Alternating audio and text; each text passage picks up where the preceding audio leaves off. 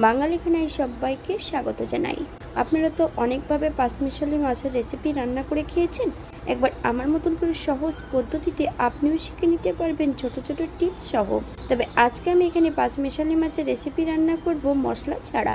খেতে কিন্তু খুবই সুস্বাদু হয়েছিল। তবে চলুন সেটা একবার দেখে নিয়ে যাক ভিডিওর মাধ্যমে। আশা করছি আজকের ভিডিওটি ভালো লাগবে। সকল বন্ধুদের কাছে অনুরোধ করছি সম্পূর্ণ ভিডিওটি দেখার।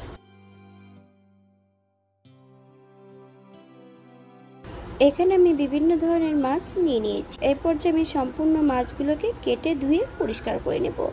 তবে এখানে মাছের পরিমাণ বেশি আছে, পাঁচমিশালি মাছগুলো রান্না করব।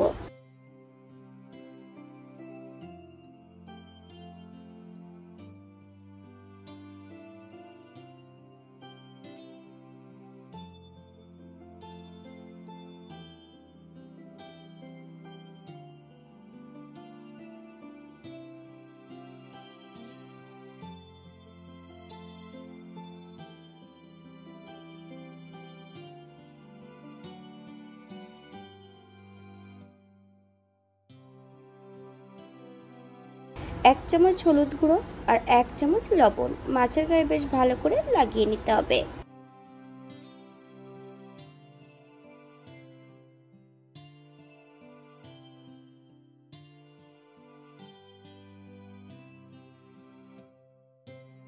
একটা কড়াইতে বেশ কিছুটা সাদা তেল অ্যাড করতে হবে। হাফ চামচ লবণ। মাছ ভাজার সময় যদি লবণ অ্যাড করা হয় তাহলে কড়াইর নিচটাতে কখনোই মাছগুলো লেগে যাবে না। এই পর্যায়ে আমি মাছগুলো ভেজে নেব। বেশ উল্টিয়ে পাল্টিয়ে সম্পূর্ণ মাছগুলো ভেজে নিতে হবে। তবে আপনারা আপনাদের পছন্দ মতন সম্পূর্ণ মাছগুলো ভেজে নিতে পারেন।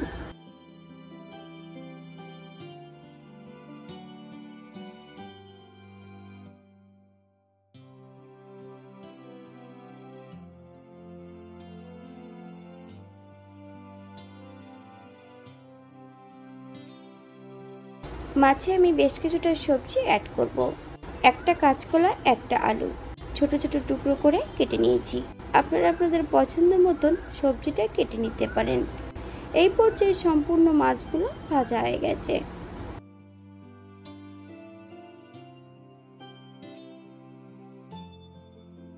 একই তেলে রান্না করব। সম্পূর্ণ সবজিগুলো প্রথমে ভেজে নিতে হবে।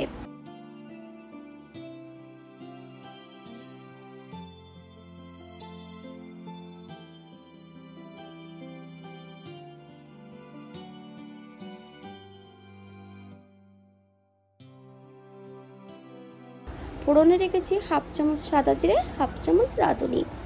ফোড়ন থেকে সুগন্ধ বেরোলে ফোড়নটা একটা পাত্রে তুলে রেখে দেব। রান্নার শেষে আমরা ফোড়নটা ব্যবহার করব।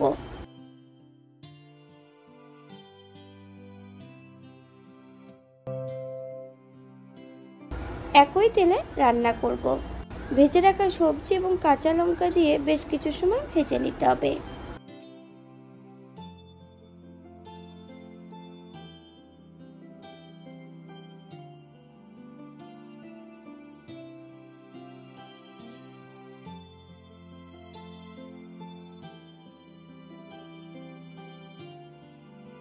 এই পর্যায়ে গ্রেভির জন্য 1 কাপ জল অ্যাড করব। আপনাদের যতটা গ্রেভির প্রয়োজন আপনারা ততটা জল অ্যাড করতে পারেন। হাফ চামচ হলুদ গুঁড়ো। আগে পরে আমি লবণটা অ্যাড করেছি, তাই এই পর্যায়ে কোনো লবণ অ্যাড করব না।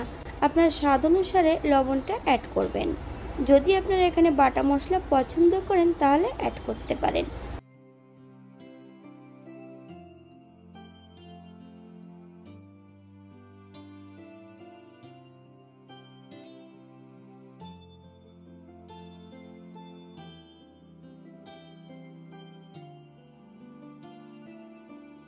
সবজিগুলো সেদ্ধ হয়েছে কিনা একবার চেক করে নিতে হবে। এই পর্যায়ে অ্যাড করব ভেজে রাখা সম্পূর্ণ মাছগুলো। হাই ফ্লেমে 5 থেকে 7 মিনিটের মতন আবারও রান্না করে নেব। অ্যাড করব 1 চামচ লবণ। আপনার স্বাদ অনুসারে লবণটা অ্যাড করবেন।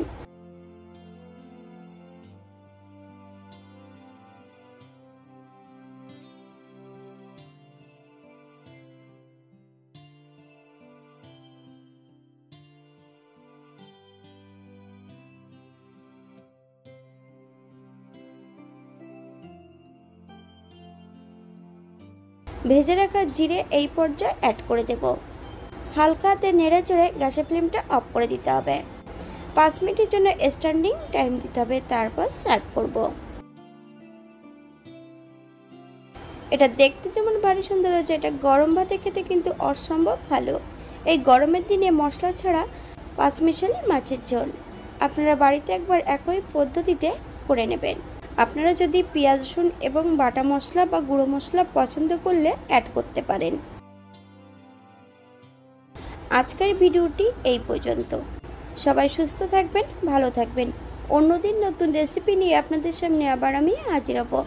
নতুন ও পুরনো সকল বন্ধুদের অসংখ্য ধন্যবাদ ভিডিওটি দেখার জন্য। হাতে যদি সময় থাকে তাহলে একটা লাইক, কমেন্ট, শেয়ার করবেন।